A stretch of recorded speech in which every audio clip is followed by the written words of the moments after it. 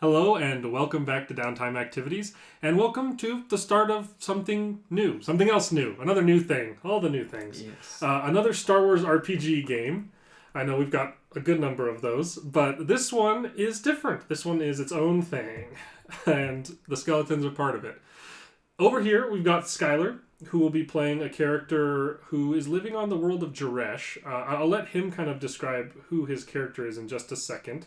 This story is kind of on the as far as Star Wars RPG campaigns we have going right now, we kind of have an Edge of the Empire game, we kind of have a Force and Destiny game, and then we kind of have two Age of Rebellion games, loosely, and we'll see where that all goes and how those kind of combine, and all these stories kind of come together at some point. But for this one, we'll start. Who are you playing? What is your character? I am playing Toba Ku, a Thispy Asian. Very Thispy. Very Thispy. For those of you who don't know what a Thispy Asian is, Google it. They're hard to describe. Snake man bodies with arms but no legs and super hairy faces. This is basically a Wookiee face. A Wookiee face on a Naga body. Snake? On a snake with arms. Very weird. Very scruffy. Yeah, very scruffy. And believe it or not, he herds Nerfs. He herds Nerfs. And he's scruffy so he's a scruffy looking Nerf herder. A literal scruffy looking Literally. Nerf. Not a metaphorical, not insult. Not an insult. That's just what he looks like, and that's who he is. Mm-hmm. So he herds Nerfs. His father herded Nerfs, and his father's father herded Nerfs, and so on and so on. McGurd, they herded Nerfs. Herd Nerfs. McGurd, they herded Nerfs. Yeah. All right. So Toba Ku lives on the planet of Jaresh. It is a Outer Rim world, but a fairly civilized one. Not in the sense of it's super modern and city-like, but just it's not a super violent place. It's not your Tatooine crime world. It's mostly occupied by people like you, farmers and ranchers and honest people of the land who work and toil across the planet itself. And it is actually known for its sky markets. So kind of a la Bespin Cloud City, floating small structures in the sky. There's these sky markets that float around on Jaresh.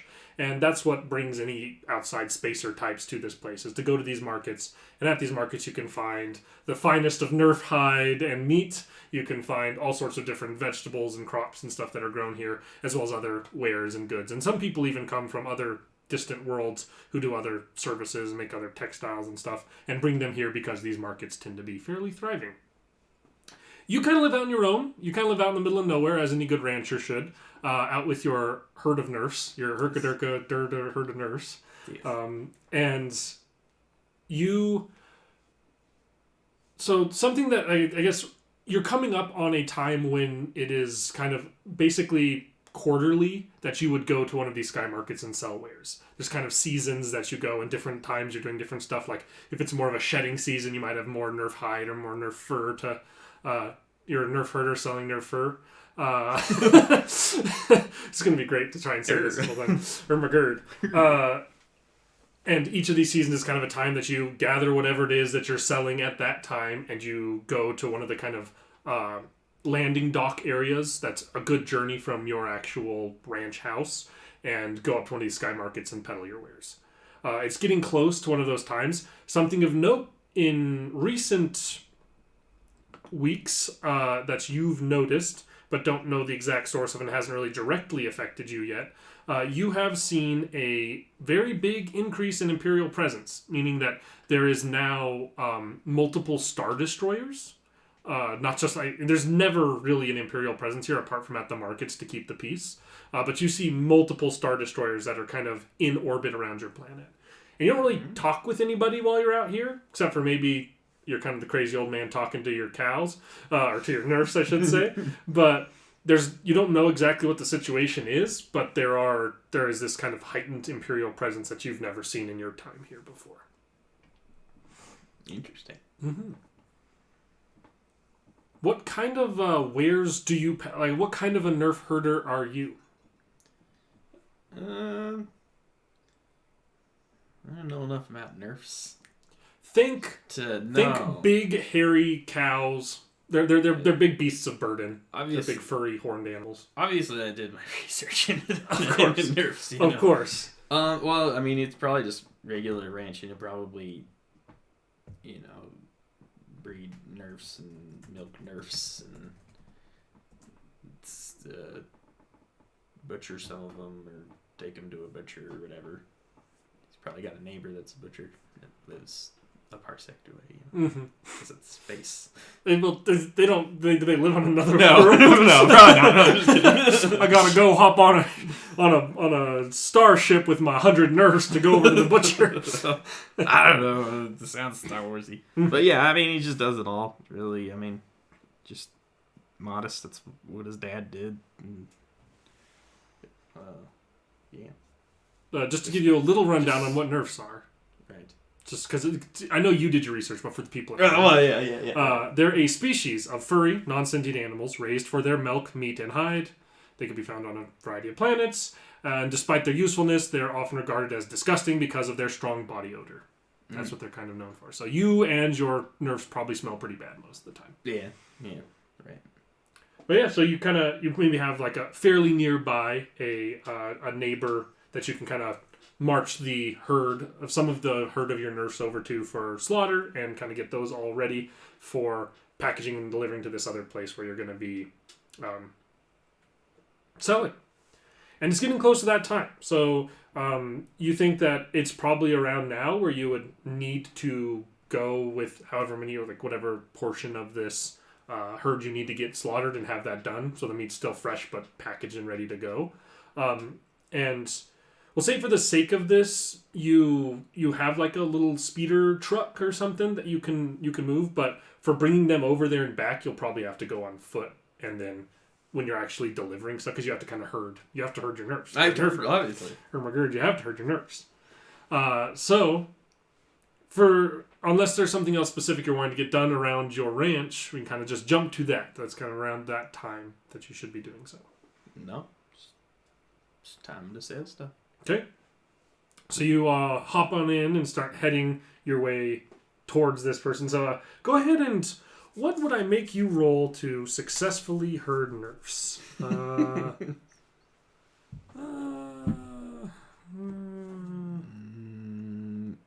xenology or maybe survival. Yeah, survival. That's what you want to do. Is that so? Go ahead and give me an average survival for how well you're herding Nerfs. Because xenology would be more about like recalling information on Nerfs. Yeah. Instead of that. So, survival is cunning based. So the number of positive dice you'll roll is based on your cunning, which your cunning is a 3. 3. So, and then for each rank in survival you have, you replace one of those green dice with a yellow die. So you have 2 ranks, right? In survival? Yes. So you'll get 2 yellow and 1 green. Right. And it's an average difficulty, so that'll be just 2 purple that you're rolling against. Right. I'm remembering. Sort of. 2 advantages, 1 failure. Ooh. So, for the sake of this, you're not really... The Nerfs are particularly not wanting to be herded today. They're kind of being very tricky and wandering, and you're going to be able... Like, this isn't a fail and you are not going to be able to get these to go in the right... Like, eventually you do. It's just kind of a long, hard, strenuous day to do this. At the end of which, go ahead and... Let's just... let me roll something back here.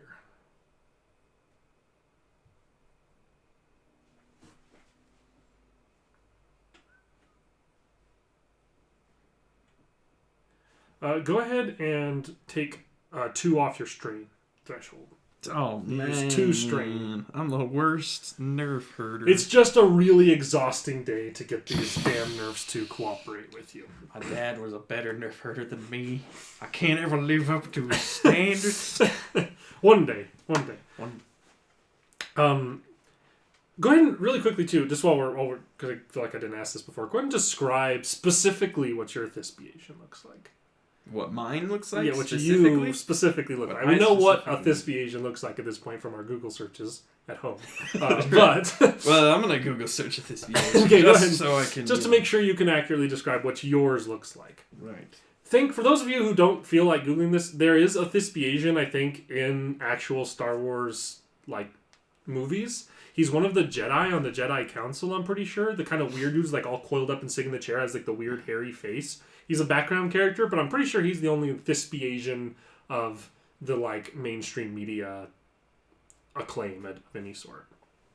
Okay, so he's probably got brown fur on his face, and it's not groomed at all. It's just wild and crazy, ragged, and I don't know. The rest of his body just looks like a snake with arms, but he's probably wearing a top part because that's probably what he would wear. Because he doesn't have genitals or anything that would be down there, and that's probably made of Nerf fur and you kind of have your gear out of character. Your gear is kind of like a trophy animal, right? Armor basically. Yeah. So this is the finest Nerf you ever herded, and you've made your trophy cloak out of it. Or it's yeah, I'll say that. Okay. A very violent Nerf. That you had to single-handedly bring to the butcher and have him kill and chop up. Yeah. A fine trophy. You arrive here. The butcher that is nearby. There's multiple different. 1 second. What was the other species that's on this planet? Is it Urdas or something like that? What's the other species? It's Urds and herders are Urds. Herder. But they're not Urders. They're Urds. Are they Urdas? That are herded by herders. Urmagurd. That herders. Urdas, yeah. So there's probably a number of local Urda herders and Nerf herders that go to this particular individual. He's kind of just the butcher of this locale. And his name is Crick. Okay. And he's a Nikto. For those who don't know what a Nikto is, Google it. They're hard to describe. Fairly human-like. I'm one of those. Nikto with a K? Yep, Nikto.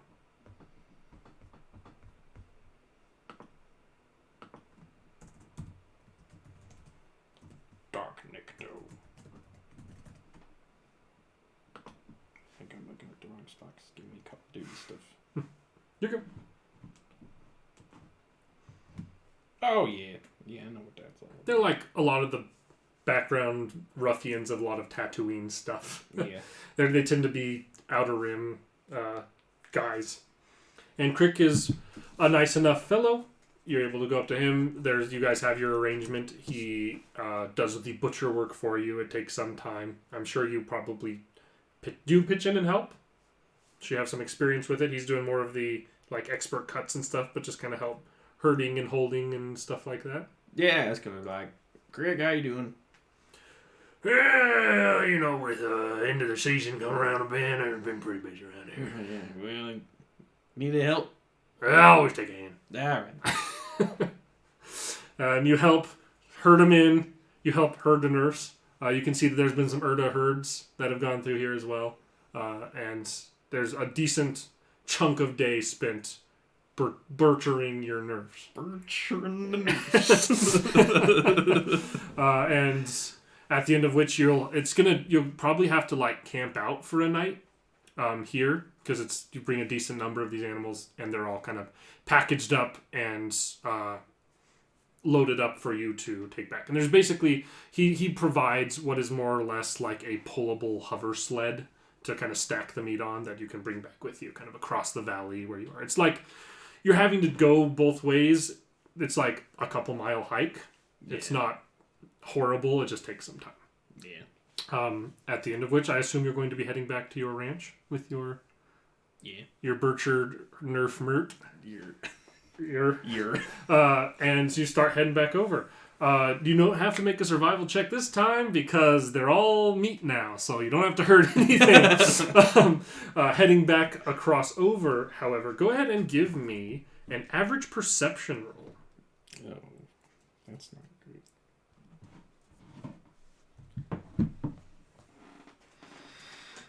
Average perception. Okay, so I got one of these, so it's cunning 3, so 1 and... So if I have 1 rank, it's 1 green out of the 3 for the cunning. Yes. No, if you have 1 rank, it's 1 yellow and 2 green. You get to upgrade from a green to a yellow. Oh, yellow is above green. That's right. Yes, yellow is better than green. And then 2 purple. 2 purples. I remember. You can remember me as Haas Radborn, player of this game. Player of this game in a previous storyline. Yes. 1 success, 1 advantage. A success and advantage. Okay. You, with the success and the advantage, will not be kind of snuck up on by these things. You're kind of ready pretty well in advance as you hear what's more or less like a very shrill bird caw, and you can see starting to circle and move in towards you a total of 5 strange flying creatures. You know them around here. They're like carnivorous birds. They kind of they look like, instead of feathered, they're like more reptilian and scaly, but they're a lot like a hawk. They have like a beak and like a long curved sharp beak, and they are predatory. They're a very large bird. They'd be bigger than like a bald eagle or something in our world. They're big enough to be a threat to a human being. Okay. And they seem to have caught the scent of the meat you're dragging with you, and they seem to be starting to circle in and move towards you like they're wanting to snatch up the meat, if not you. Okay. And for the sake of this, I'm going to have you go ahead and roll a cool, because, I guess technically go ahead and roll a vigilance, because you are aware of this.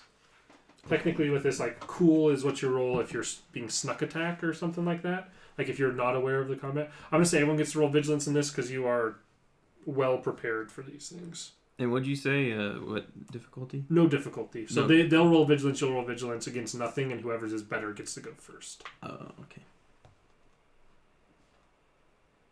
And if you have no ranks, it's just your willpower. Yeah, if your willpower is 2, it'll just be 2 green. Okay, they're 2 green, yeah. 1 success, 2 advantage. Okay, they just get 1 advantage, so you are acting first. These things are definitely coming down at you here. Okay. But you have the first move as you've noticed them coming. Would you say the closest one is medium range or short range? I'd say the closest is probably short range. They're starting to fly and swoop down in towards you. I'm going to take my handy dandy stun whip. Okay. And whack it with it. Alright.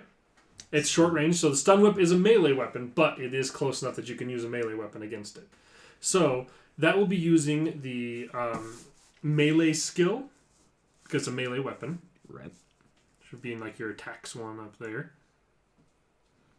Yes, because I'm very wise, and I used the weapon that I don't have any ranks. That's the one you have to rank. Because look, you're a man of the land. Yeah, these things are part of the circle of life. You're going to try and stun and get them out of here instead of just going straight for shooting them out of the sky.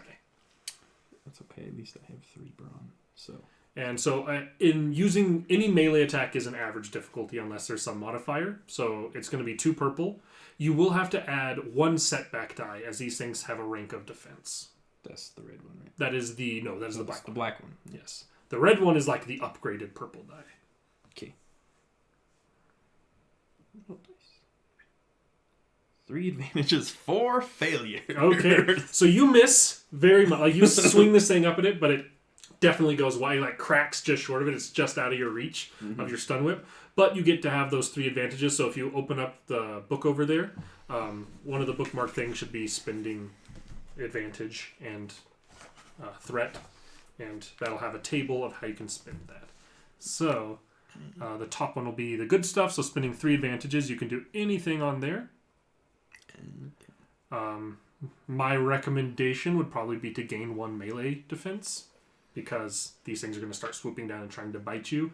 And multiple enemies, that means you'll have that for the entire round, so all of their attacks will get a black die, basically, to try and hit you. Right. Yeah, I'll probably do that. Okay. So these things all start swooping down and going for you. There's going to be of the 5 that are circling around, 3 of them are going to start pecking at you and trying to claw in at you. The other 2 are dropping back to that little hover sled you're pulling and are trying to like pick at the meat and pull it out. So we'll start with the 3 that are coming to bite at you. They'll all have a setback die. The first one misses with a threat. The second one just misses. And the third one just misses. So you have 1 threat to spend. Okay.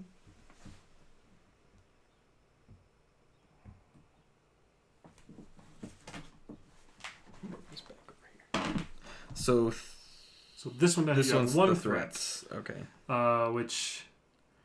yeah, none of those are really relevant. You can't make him suffer a strain because they don't have like a strain threshold, and they don't have any maneuvers that are helping them at the moment, so it doesn't really do anything for you. But these 3 kind of start pecking down at you, but because you kind of have that whip cracked up in the air, they seem to kind of be apprehensive and not really flying fully at you to try and snatch at you.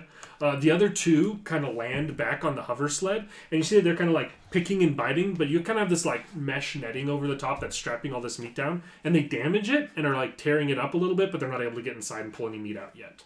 Okay. They seem to be trying to pick at that meat. And then it's back to you. Well, I have lost my patience and will pull out my father's bowcaster. All right. You got your great-grandpappy's bowcaster. Given to him by his Wookiee friend. Back in the year, whatever years are in Star Wars. 99 ABY. I think ABY is a thing in Star Wars. 99 would have been like very, very long ago. Anyway... Nerdiness aside. Alright, so you'll have to use your maneuver to like cock the bowcaster, because this is not a fancy bowcaster. This is a unmodified bowcaster. Right. So it'll just be, you won't be able to aim, it'll just be shooting. But you have some these are kind of like swooping and then swooping back up to make these bites at you, so they're going to be in short range.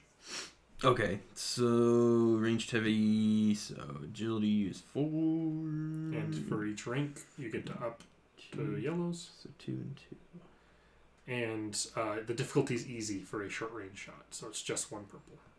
Okay. And 1 black because they still have their rank of defense. Right. They have a rank of melee and range defense. Right. 1 success, 1 advantage, 1 triumph. All right. So with 1 success, what's the damage on your bowcaster? 10. 10. So that'll be plus your success. So with 1 success, that'll be 11 damage.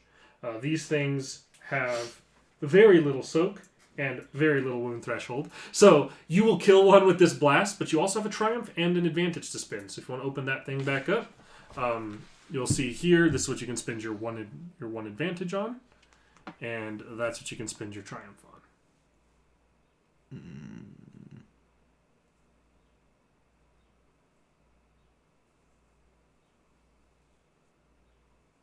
Probably good to just add a blue. Yeah, I'll add the blue to my next. And then you can spend your triumph right there.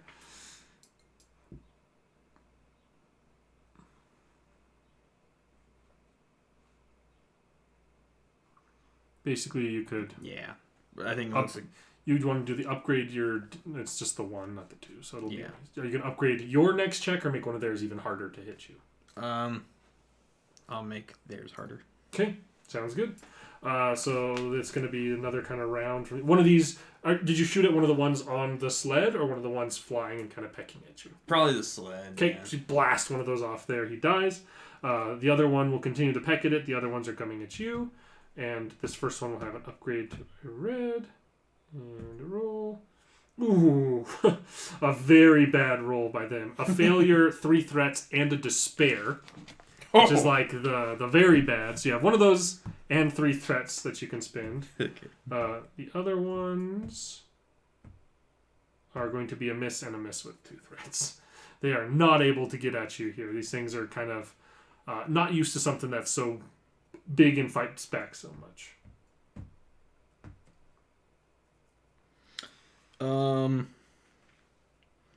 Now, if it's the tool or the melee weapon, would that work with these guys? What does it say? This is the tool or melee weapon that's using, it becomes damaged. We'll say that one of them tries to peck at you and catches like maybe catches some sort of like metal plate or something and hits its beak really hard, and kind of like you hear like a nasty crack, and it does not seem like it wants to peck you anymore. Okay, and you said there's 3? And there's also three threat to spend.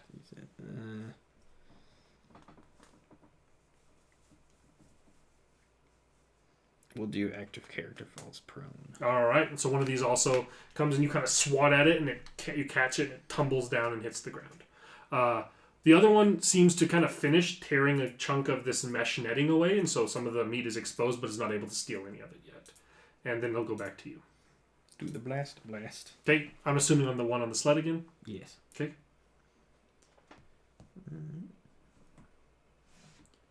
4 successes. All right, you blast that one off, and he is dead. Very dead. That one tumbles over dead. The one that hit its beak really bad just flaps and turns and starts flying away. The other 2 are both going to come at you again to try and get you, but we'll see how that goes. One gets straight nothing. The other hits you, but with 2 threats. So you will take... what's your soak? 5. So one of them hits you, but does not do enough damage to get through your soak. So kind of pecks in and kind of... You feel like a stabbing pain, but it doesn't really sink in through your armor. The other one... But it also gets something else with that. So... It's going to upgrade the difficulty of your next check. So you're going to turn your purple into a red on your next shot. Okay. So they both come at you. One just misses. The other one hits, but doesn't do enough damage to get through your soak. Okay. I'll shoot one of them then. Okay. So no purple, but a red. But a red. Okay.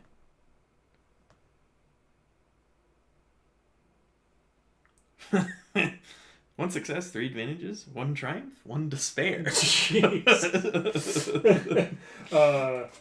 Let's see here.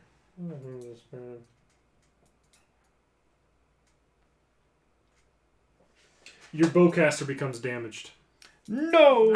Some damage gets you blasting it, hits this thing and just destroys it. And with your other roll, like the other one just scatters and flaps away, and they've left you alone at this point. But that last shot seems to have messed up some part of the like the cocking mechanism on your bowcaster. Dang, that sucks. But you've defended the animal's remains that you are to sell admirably. Well, he sees a Nerf herder. So. This is true. This isn't your first rodeo with whatever these flying creatures are. Birds? Your first Nerf rodeo. Do they do Nerf rodeos? Is there like... I bet you they do. Like Nerf riding? Yeah. Man, I asked somebody up in the sky when I'm up there. Okay. Yeah. See if you can meet the foremost Nerf fighter. Toro. Now you have to make a character. I have to make a character up there who is a Nerf fighter. And he is going to be a flamboyant Spanish man. But whatever the equivalent of Spain, whatever Space Spain is. What is Space Spain? Probably Naboo. Naboo? I feel like Naboo's kind of Space Italy. Yeah, it's kind of Space Italy. Space Spain. I don't know. If you're watching this, go ahead and say in the comments down below which planet is Space Spain. See that? I come to this and I start channel interaction. That's right. That's what we're here for. Until the interaction. There's no comments. We love the interaction. If you can tell us what Space Spain is, if anyone does, you're my hero. Back to this. So none of the meat's taken. Your bowcaster's damaged and doesn't seem to be functioning quite right. You'll probably have to get it looked at and fixed. Okay. But you're able to return back, and the rest of the trip goes unhindered, and you make it back. Cool. Well,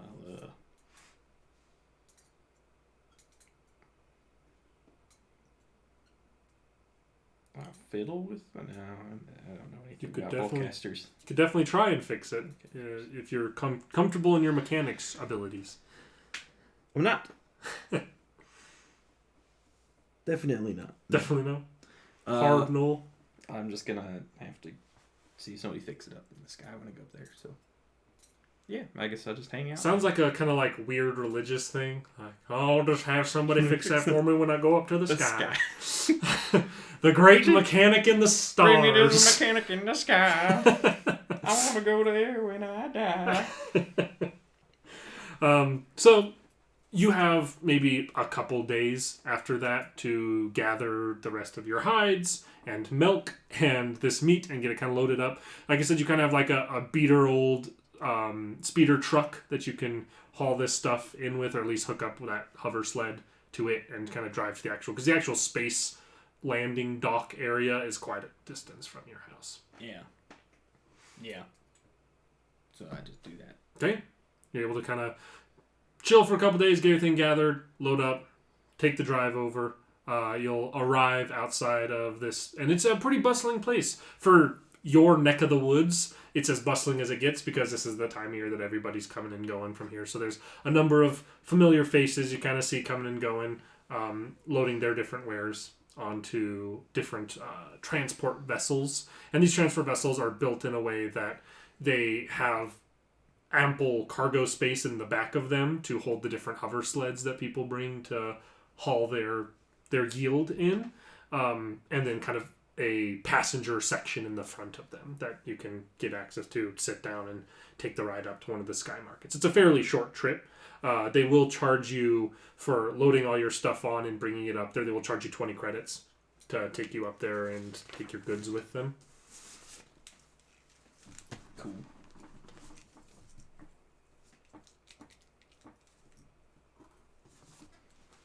But you're able to do so.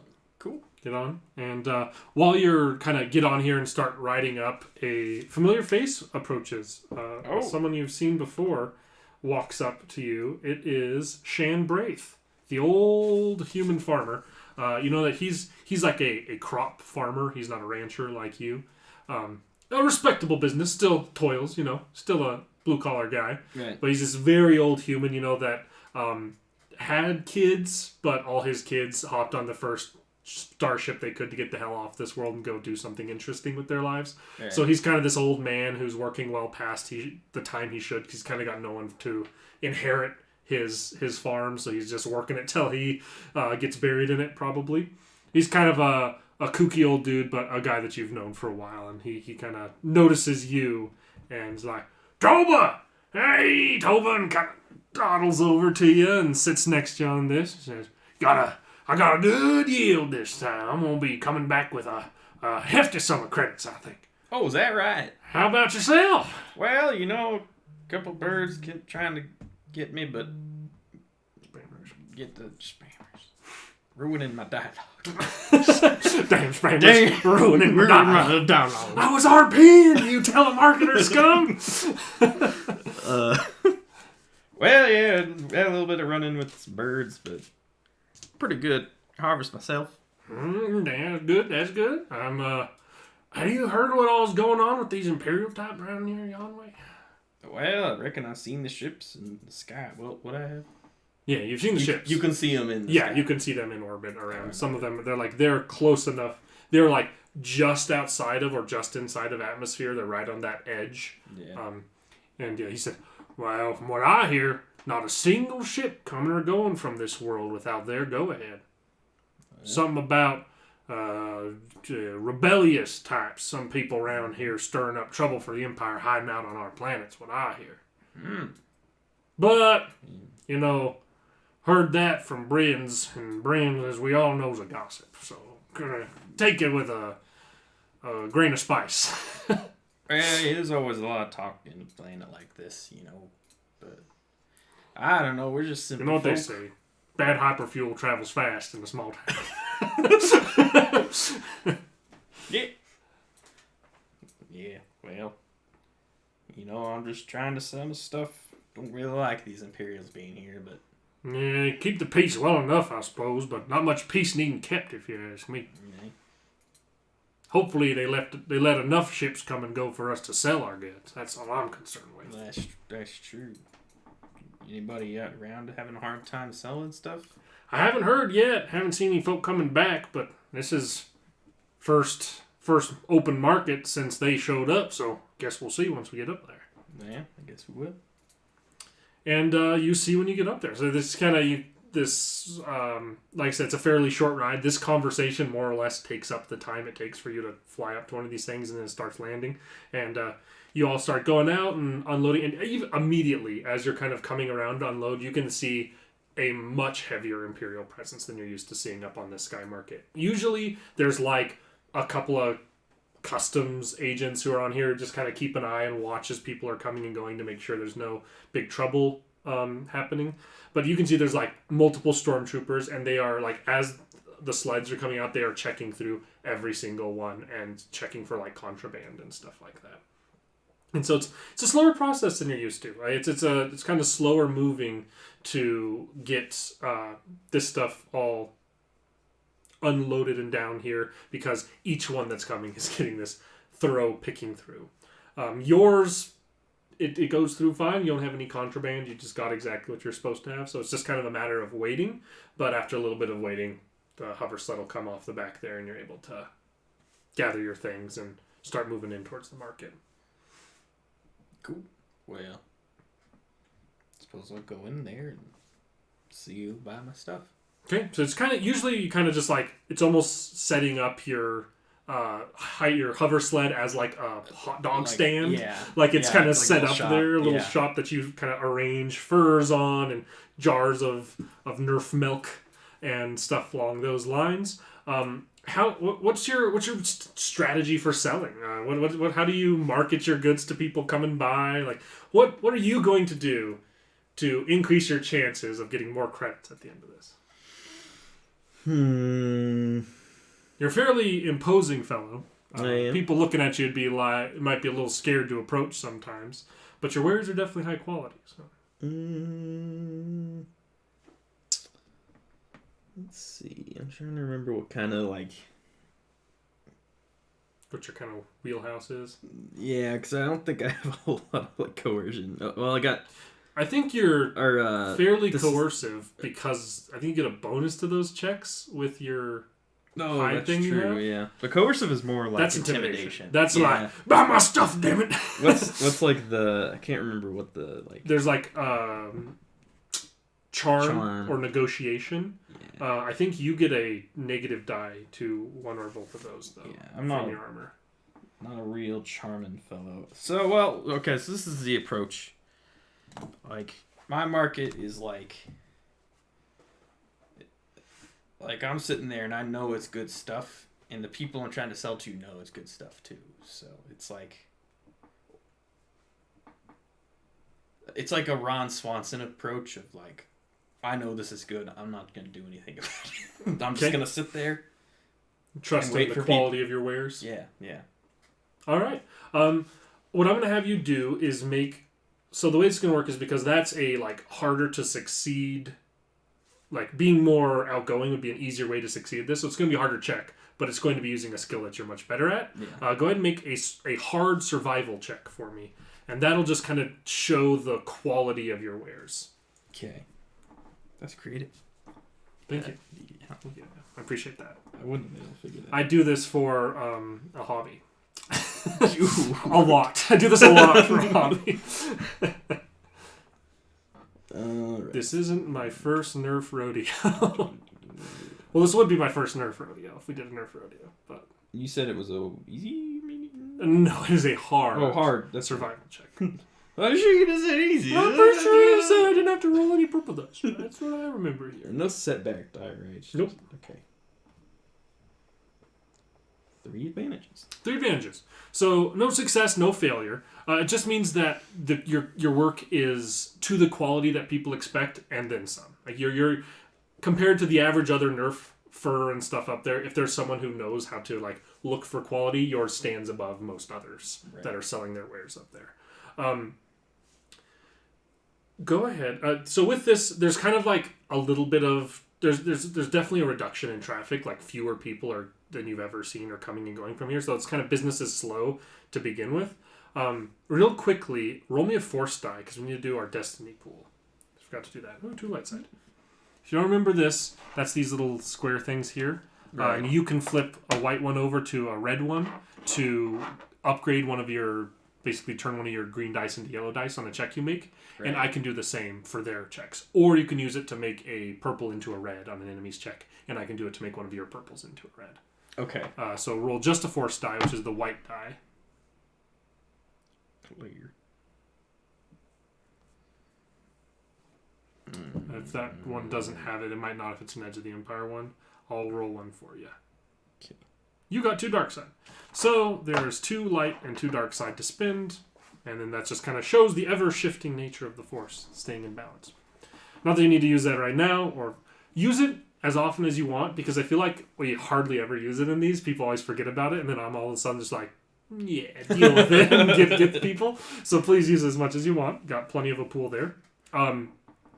One individual does approach who is not a face you recognize, though there's not a bunch that you recognize that are kind of coming and going from here. But he seems to be kind of like, you see this guy, he kind of looks like a spacer type. He's in kind of, he's not in like armor or anything like that, but he's got a blaster pistol on his hip. And he's kind of like glancing around, looking at wares, and he kind of catches the look at yours and kind of gives like a, and walks up to you. He's like, hey, how you doing there, friend? And reaches across to shake your hand. I think I know who this is. Says, Dev Malior, pleasure to meet you, pleasure to meet you. This Mr. looks Malley. like exactly the size of wares I am looking for. I need as much of this fur as you've got. Well, I've got as much as I've got.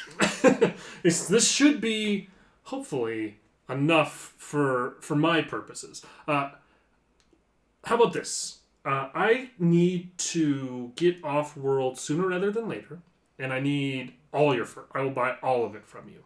But I'm going to need you to drop it off in my ship for me. And why's that, mister? I don't have anything to haul this amount, and your hover sled looks like it'll do the trick. Well, I reckon I'd do it for buying in bulk.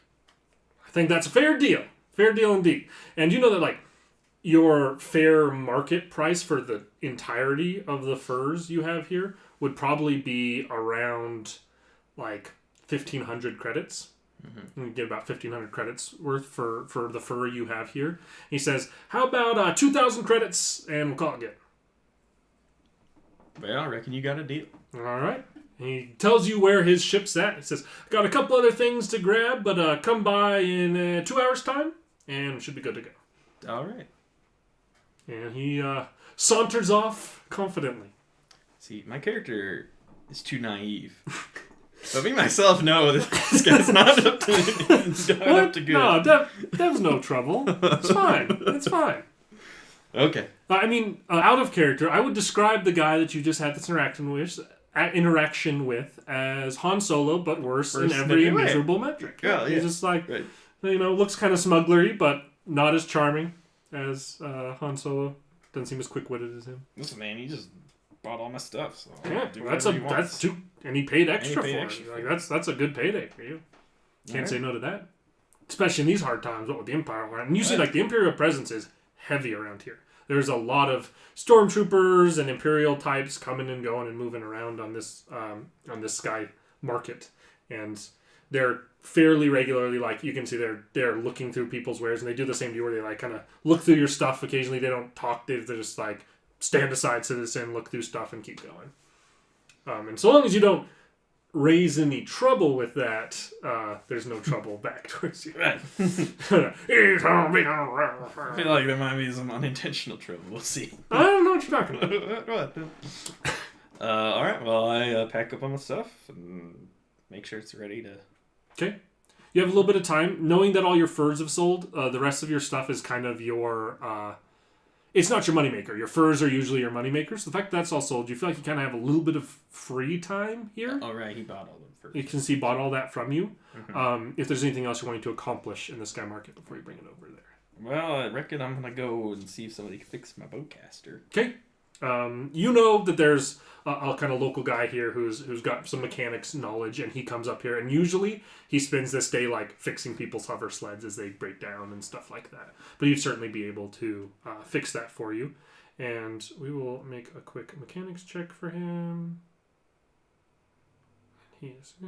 He will charge you, since you're a friend, he'll charge you 10 credits.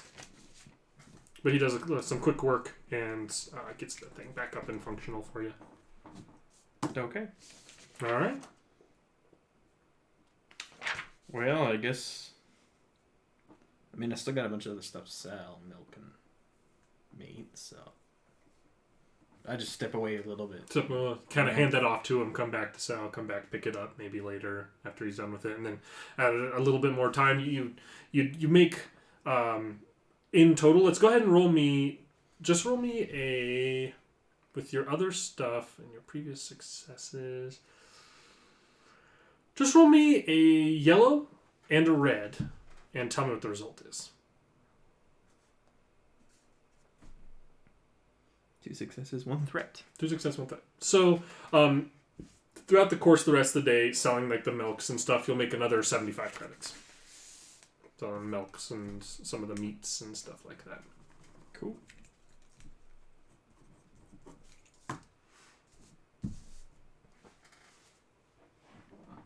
Well, I suppose I sold all my stuff, and if I don't really got anything else to do, so I just kind of walk around. Okay. Until it's time. You sell a good bit of your stuff, and that takes most of the time you've got left. Picking up your bowcaster and then kind of loading up the furs onto the hover sled, you can start heading towards the space dock that this new trustworthy friend of yours has told you to head towards.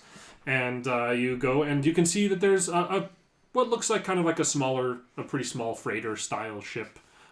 Looks like it has a little bit of mileage on it, but definitely seems functional and good. And he's got the kind of loading dock already down on it, and you kind of start bringing this across. And you can see he's got the kind of, it's like an elevator style like loading thing, and you can see he's got an array of boxes on there, and he seems to be kind of like tapping his foot and looking around fairly anxiously as you're approaching, like noticing you, gets like really excited.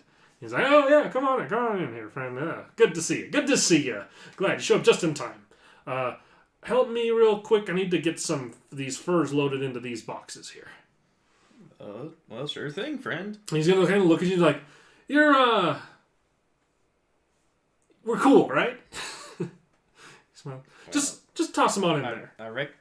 Yeah.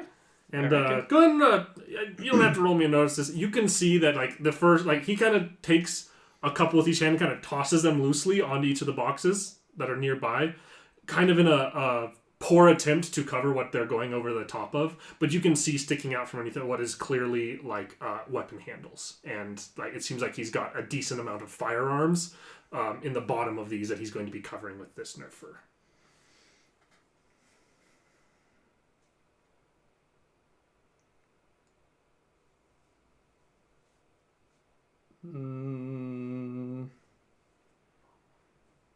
And as you notice this and are contemplating what you should do in this situation, I'm not entirely sure what to do about this. You hear, "You there? Excuse me. Step aside, you two." And you can hear, like, shit. So he kind of turns, he's like, "Oh, hello there." And you see walking up what is clearly like an Imperial Customs official flanked by 2 stormtroopers.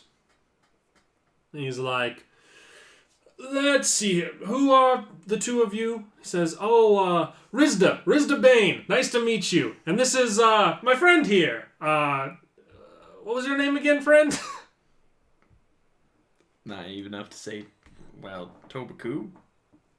Well, yeah, there's just a couple merchants here. Is anything the problem, sir? Sir? Problem? And this kind of customs agent seems to be like seeing right through Dev's bullshit, and is like, "You seem a bit uneasy there. The 2 of you need to step aside, and I would like to take a look through your wares here." And he's like, "Of course, not a problem. I don't think I'd hate to waste your time, but if that's necessary, you go right ahead, sir." And he kind of like looks at you a little frantic. And as this guy kind of steps across in front of him, he's going to quick draw his blaster and shoot this guy in the side. Oh, God. And that's going to kick some stuff off. Uh-oh.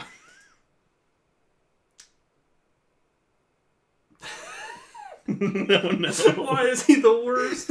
He had so many dice in his favor. He misses with 3 advantages. He has 3 advantages. Oh, that's amazing. He should not have missed that shot. There was a next to zero chance he should have had that. But he's got lots of advantages to spin.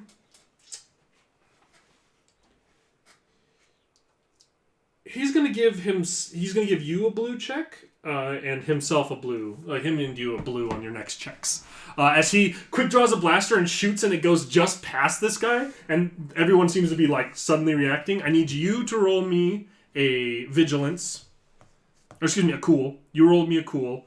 Dev is rolling me a vigilance, and these other folks are rolling me a cool.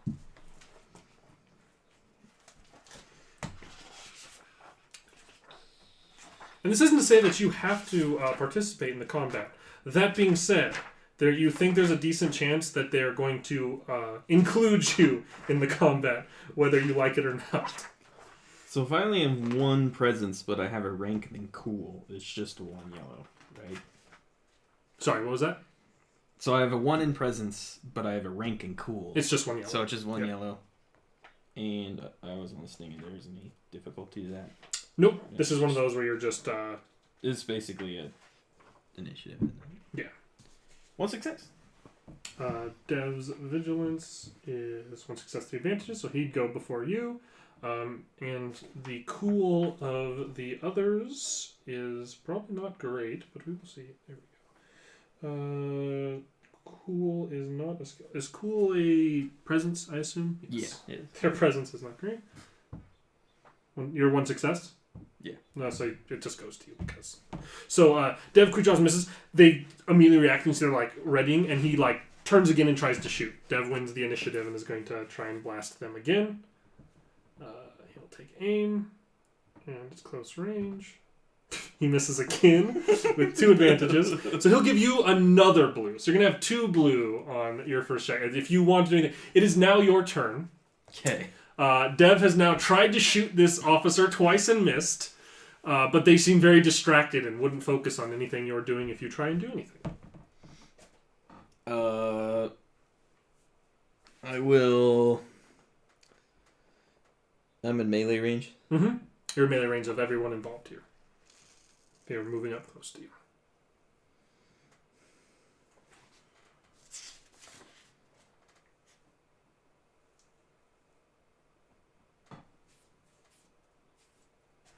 Alright, I will try to stun whip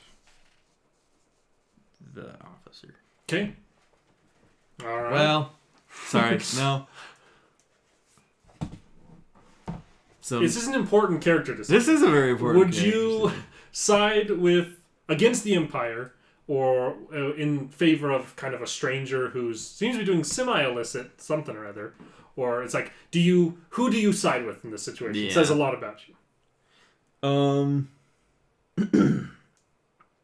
Well, it was the only other option was for me to try to get out of there, but that's not going to forward the story probably. So. Well, I mean, don't worry about the story. The story goes on with whatever you do here. Okay. This is not a required piece of the story. This is Dev dragging you into some nonsense. Seems like you can either run away, side with one side, or side with the other side. I will try to sneak away. You don't think you really... I mean, sneak... Like, you're standing right there. You would just be turning and running. Yeah. Okay. You turn and run. You don't have to roll anything to run away. You just start running away. Okay. All right.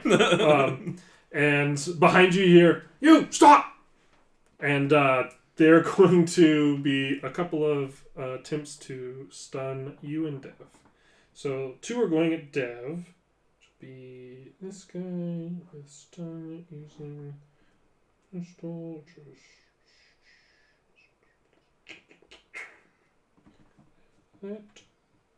That. Close range. Okay, and that. Close range. So you hear like thump behind you. And the other one's going to try and run after you and is going to try and stun you. But you're going to be...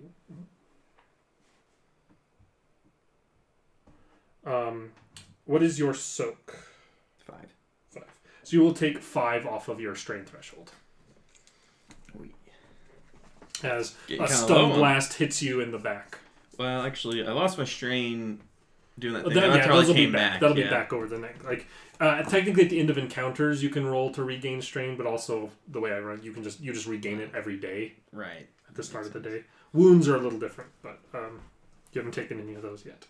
But yeah, you feel like this kind of hits you in the back, and you're able to stay on your tentacle, but it definitely is wearing down at you a little bit. Okay.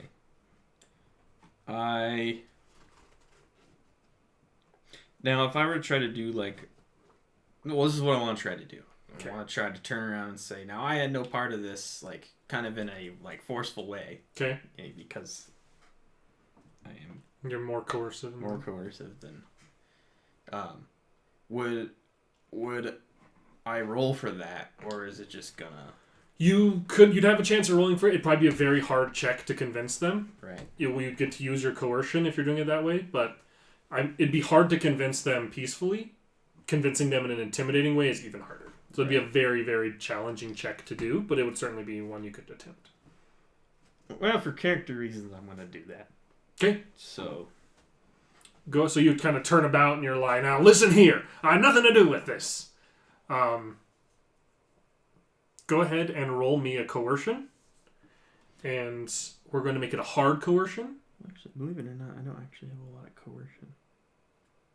You get to add a boost to it, though, because of your... Oh, that's right, because that's right, I did that. I remember, because of my armor, so... I think it's 1 boost die. Or is it 2? That's the wrong page.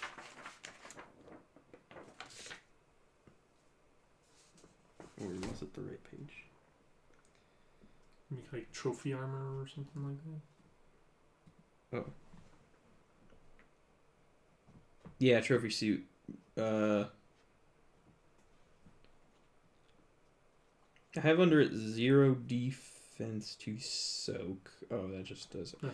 Oh, okay, so I didn't... 1 hard point. 1 black to charm, 2 blue to coercion. Okay, so you get that 2 blue dice, 2 boosts to this. However, go and take one of those purples, make it a red. Uh-oh. So 2 purples, 1 red. Mm-hmm. Okay. Because I want there to be a chance of this going very bad.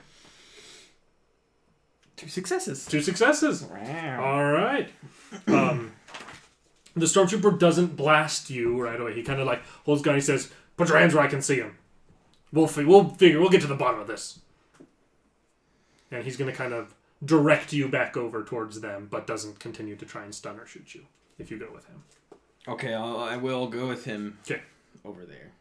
And he's going to, he kind of like directs you in front of him and he pulls the bowcaster off of your back if you let him. He disarms you.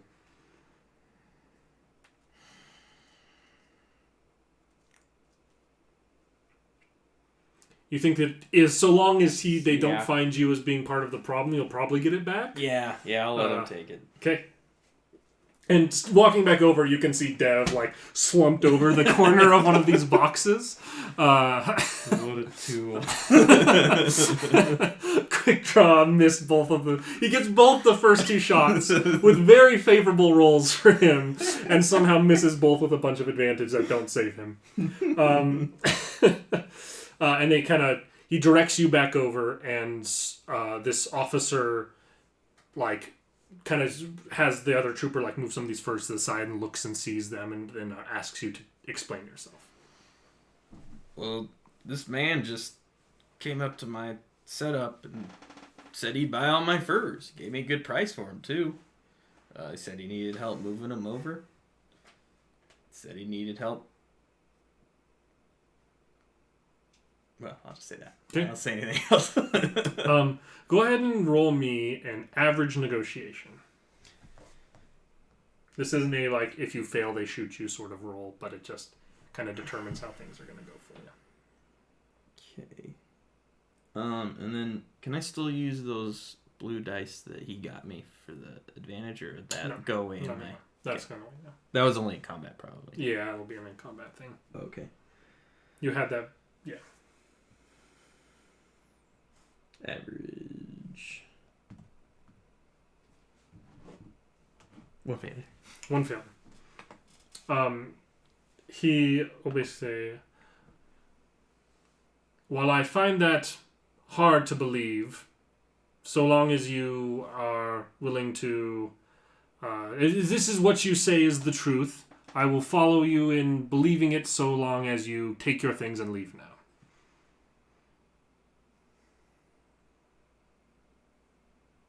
On second thought, he kind of turns to one of the troopers and says, go ahead and send him on his way, and because of your involvement in these illicit activities, I think these furs will make a fine donation to the Empire. No, that's all my season's work. And he's going to look at you and he's going to be like, there's always another season.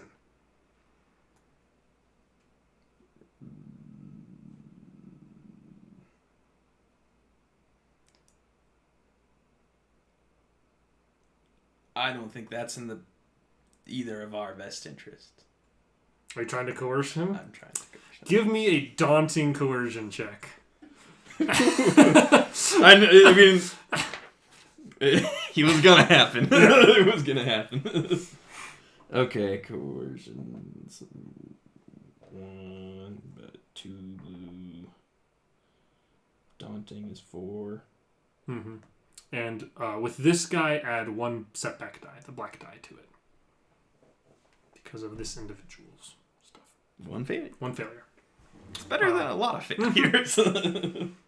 He basically gestures to the troop who's holding your weapon, and the troop just kind of holds it out in front of you, and he looks at you again and says, "Move along." I stun whip the guy with my weapon. You're gonna stun whip? Yeah. Because I ain't letting these Imperials ruin my country. Okay. Plan. Go ahead and roll. So you have to draw it out as a maneuver, but it will be kind of like the jump on him here. So you'll get to do it kind of out of combat, basically. Go ahead and make a melee attack against this guy. Okay. So...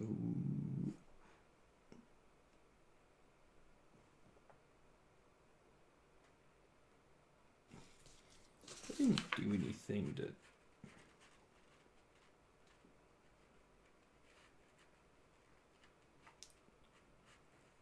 Oh, by the way, I restore on my... You can restore strain. All strain with 2 hours of sleep, so... That's right. It just, you get extra strain restoring for being a Thespiation. And you also have another thing you can do to restore some strain, I think. 10 minutes recover strain equals 2 times discipline? Whatever that makes sense. What that means. Oh. Do I have to make it... 2 times discipline or something like that? We have to check the ratio. It's like a 10 minute... After 10 minutes, you can spend 10 minutes to rest and auto recover some strain. Well, we're not there, I guess. So, alright. So, it's just that. 3. And you said...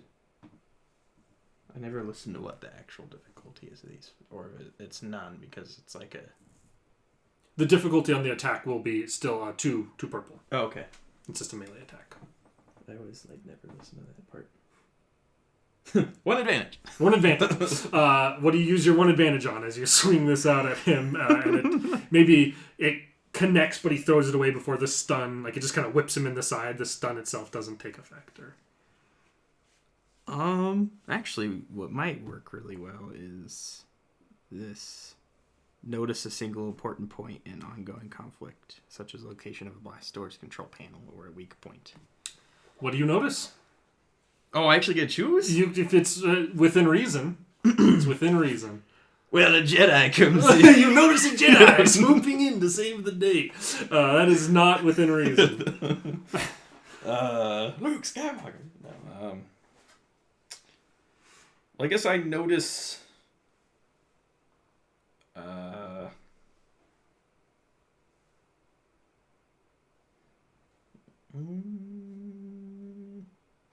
It's either something to get my weapon back or it's something to get out of here, essentially. You notice a good path that you think you could use to escape. That would probably, the one that you think would be a fairly quick one. That would make the most sense, yeah. However, was your maneuver to draw out the whip and then your action to attack with it. So that's going to be your surprise here. And then we're going to be rolling, you're going to be rolling vigilance and they're going to be rolling cool to see who gets to act first.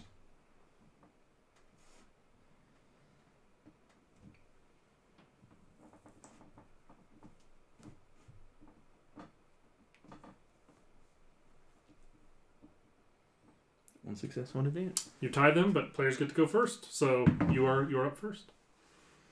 Okay. I will.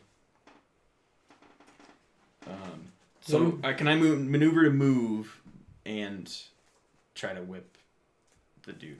Yeah. One of these guys is still holding your bolt caster kind of out.